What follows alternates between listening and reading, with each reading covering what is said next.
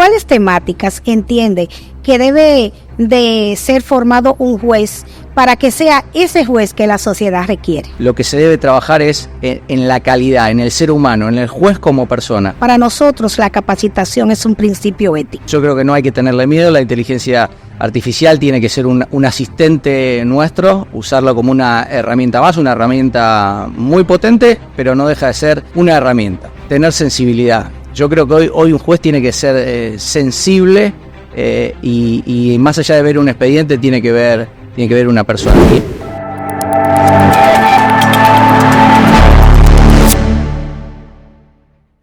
Buenos días, soy Marta Díaz Villafaña, docente de la Escuela Nacional de la Judicatura y magistrada del Orden del Poder Judicial Dominicano.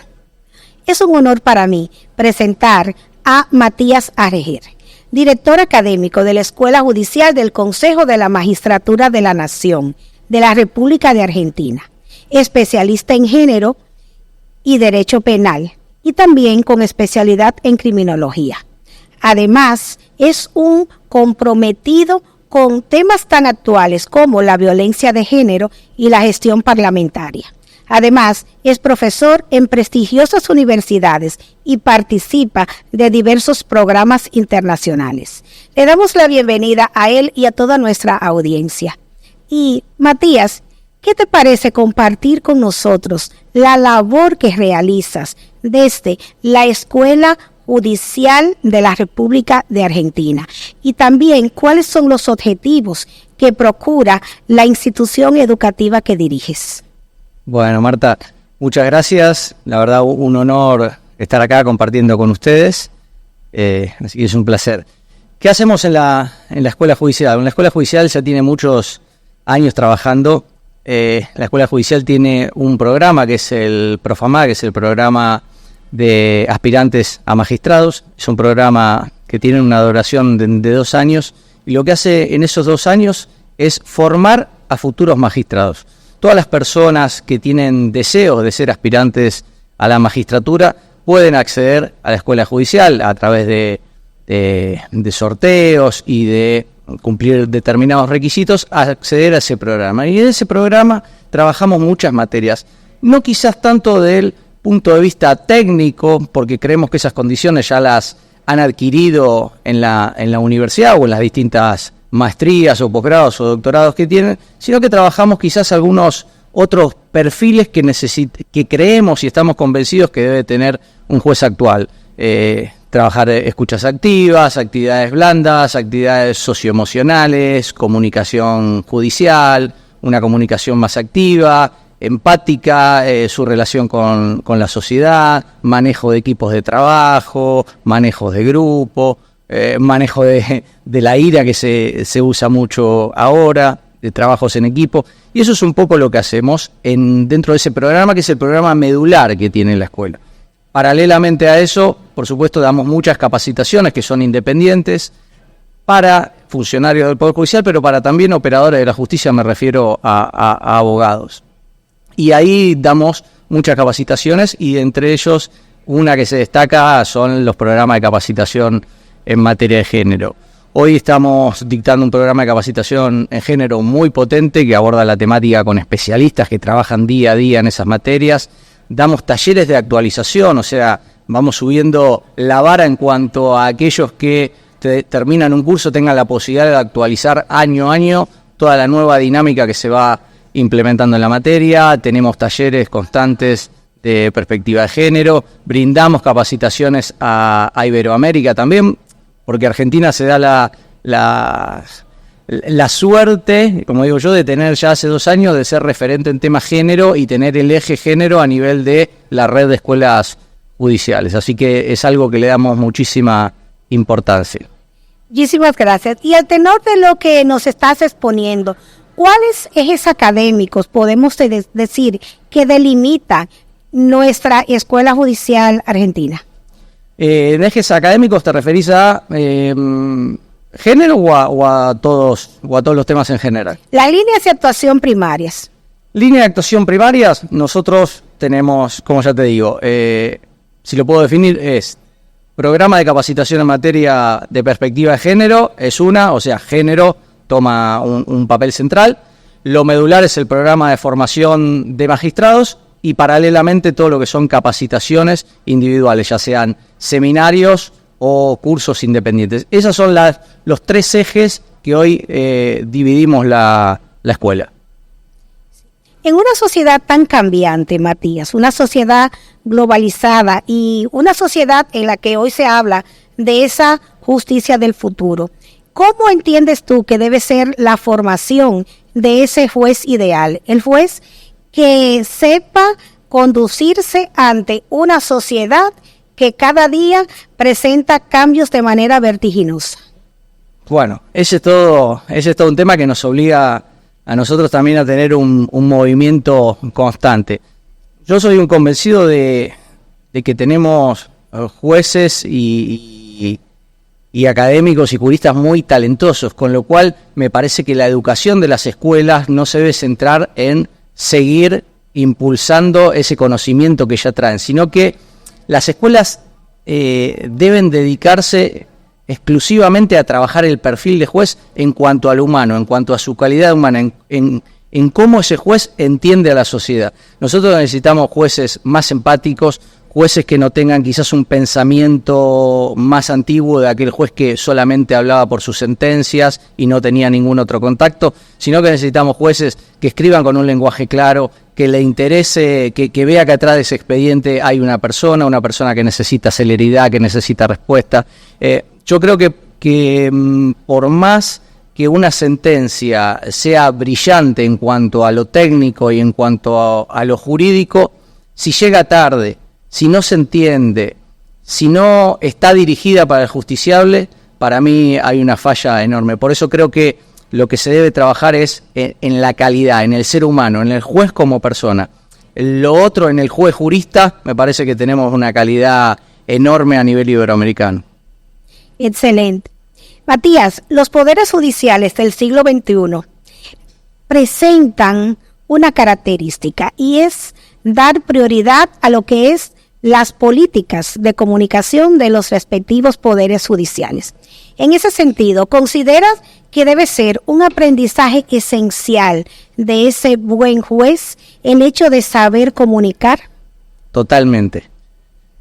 Totalmente. De eso estoy convencido y es justamente lo que te decía. Nosotros tenemos que acortar la brecha que ve la sociedad en cuanto a la justicia.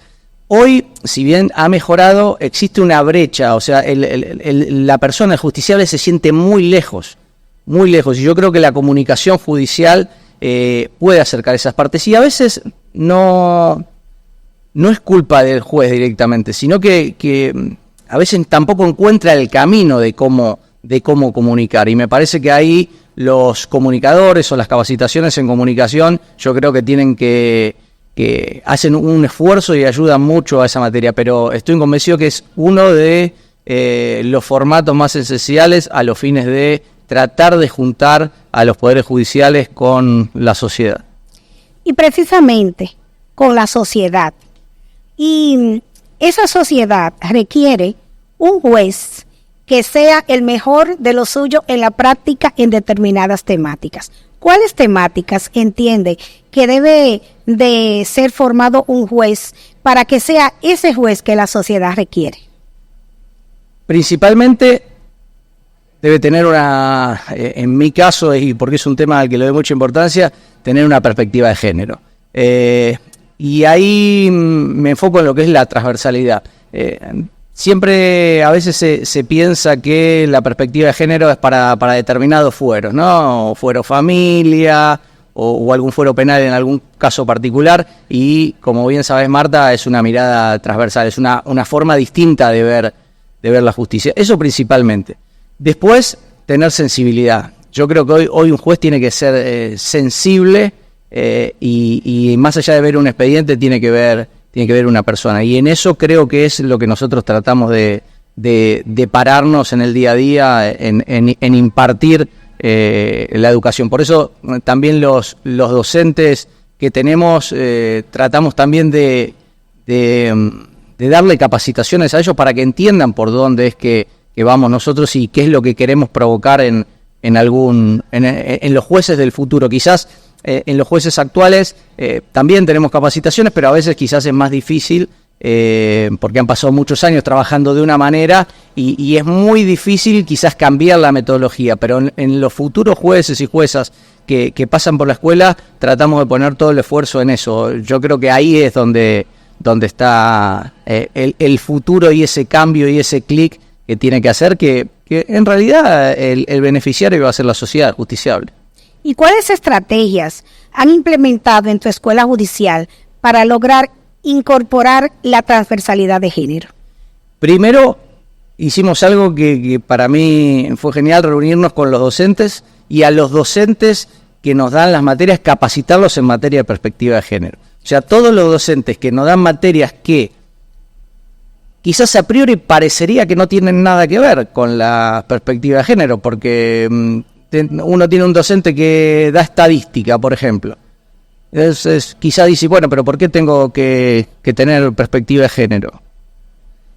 Me parece que es un cambio de ver las cosas. Entonces, yo no puedo tener que un docente me dé su materia, pedirle que lo dé con transversalidad de perspectiva de género, y que tenga una mirada y que adopte su materia con perspectiva de género, si él no está capacitado o no hizo ninguna capacitación en materia de perspectiva de género. Así que eso es algo que lo venimos ya trabajando hace 2 años, que todos los docentes que van a dar materias tengan una capacitación primaria y además se actualicen en materia de perspectiva de género, y además tenemos un equipo que mira los programas, mira las hojas de ruta y va chequeando cómo se va haciendo ese abordaje. Obviamente hay materias que son más permeables a abordar la materia y materias que son más matemáticas, si se quiere, que no lo permite tanto. Pero sí nos interesa que tengan igual una capacitación.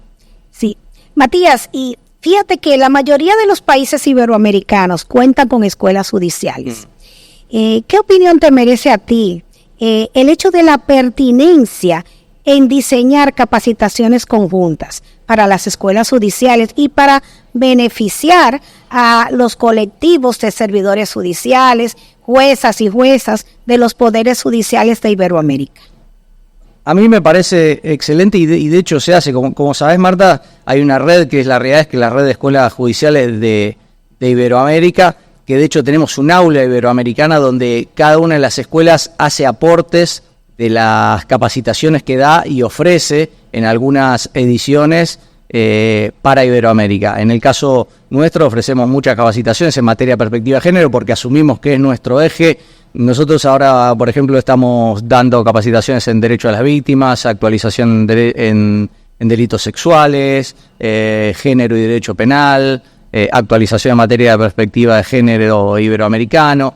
Entonces, me parece que esa sinergia que tenemos con todas las escuelas, lo único que hacen es potenciar cada vez más a Iberoamérica. ¿Y por qué me parece importante? Porque también nos permite ver cómo vienen trabajando las otras escuelas. Esa comunicación constante nos permite ver cuál es el avance de una respecto a la otra, tratar de las escuelas que son más potentes, poder acompañar y abrazar quizás algunas escuelas que no tienen tantos recursos o que su país o su poder judicial quizás no le da importancia por el motivo que sea, tratar de llegar a esas escuelas para que no queden quizás atrasadas en temáticas que para nosotros son fundamentales. Apuntamos siempre a un crecimiento iberoamericano conjunto. La idea no es que ninguna escuela quede atrasada, así que en eso es lo que tratamos de trabajar. Y la importancia de ese aprendizaje cooperativo, colaborativo, y sobre todo en República Dominicana, porque para nosotros la capacitación es un principio ético. Matías, República Dominicana tiene una escuela judicial, la Escuela Nacional de la Judicatura. Tú como visitante de nuestra escuela y que has podido observar la forma de actuación, los planes de estudio, ¿encuentras planes comunes de nuestra escuela judicial con escuelas judiciales como la que dirige o con otras escuelas judiciales que hayas visitado o tenga conocimiento de sus planes de estudio y de sus objetivos programáticos? Sí, encuentro, primero, bueno, la escuela judicial dominicana ha crecido en los últimos tiempos de manera exponencial en materias que para mí son futuro, como innovación, ni hablar del tema género. Marta, que sos una conocedora de la materia, y creo que tiene una potencia realmente grande en esa materia. Me sorprendió, tuve la suerte de dar una clase este año de argumentación constitucional, y me sorprendió, hablando de género, en la currícula constitucional, cómo abordaban desde el marco constitucional la temática de género. La verdad no veo demasiadas diferencias en cuanto a contenido y en cuanto a lo que buscan como perfil del juez entre otras escuelas. Uno puede notar diferencias quizás en los poderes judiciales, si la escuela es obligatoria, si es posterior, si es anterior al acceso a la magistratura. Puede notar diferencias en cuanto a cantidad de alumnos, en cuanto a estructura, porque dependerá de los países, de la superficie, de los habitantes, de los fueros y de los lugares a cubrir. Pero en cuanto a currículo lo veo muy actualizado a nivel iberoamericano y como una escuela referente. Matías, inteligencia artificial y nuevas tecnologías. Dos variables que en las escuelas judiciales, en una escuela judicial que diseñe para el presente y para el futuro, no pueden quedarse fuera. ¿Qué opinas al respecto? Coincido totalmente. No pueden quedarse fuera.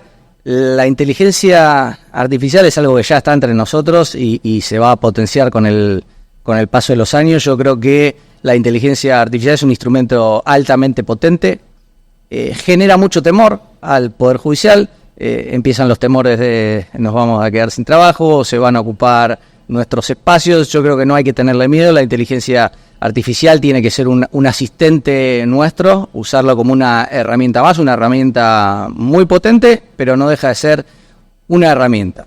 Lo que sí tengo que decirlo, y de hecho en la ponencia de ayer toqué un poco el tema, lo que quizás a mí en género me preocupa un poco la inteligencia artificial, es que si no empezamos a hacer ciertos abordajes ahora, teniendo en cuenta algunos estudios. Hace poco se presentó un estudio que viene midiendo desde fines de los 80 todos los sistemas de inteligencia artificial, y en la medición de 133 sistemas de inteligencia artificial ya detectó que hay un 44% de sesgos en cuanto a género. Sí. El último informe de la ONU, de cada 5 ingenieros que son los calificados para entrenar los sistemas, de cada 5 hay una sola mujer. Entonces, lo que quizás pongo el acento ahí de decir, tengamos cuidado que la inteligencia artificial, si no controlamos algunas cosas, no la inteligencia artificial, si no controlamos cómo se entrenan esos sistemas, porque en definitiva hay que entrenarlos, no nos encontremos en algunos años que estamos retrocediendo, porque la inteligencia artificial va a masificar, que no estamos retrocediendo en cuanto a todo el terreno que hemos ganado en materia de perspectiva de género. Ese es el único, quizás, alerta que pongo. Se pueden poner otros, pero ya que estamos hablando un poco de género, eso es algo que inquieta un poco. Pero para mí, claro, hay que darle paso. Yo creo que va a acercar mucho a la gente que no tiene quizás acceso a la justicia se va a sentir beneficiada y va a estar beneficiada con la inteligencia artificial, va a cortar las distancias, va a ser todo mucho más fácil. No hay que tenerle miedo, darle para adelante y le va a resolver en muchos casos la vida a la gente. Doctora Reguer, muchísimas gracias. Muchísimas gracias por compartir parte de sus experiencias como director de una academia judicial. También por compartir esa visión y su compromiso con la perspectiva de género. También agradecemos a todas las personas seguidoras del podcast del Poder Judicial. Seguidores que nos hacen sentirnos cada día más comprometidos en la construcción de una justicia del futuro. Una justicia que garantice la dignidad de las personas.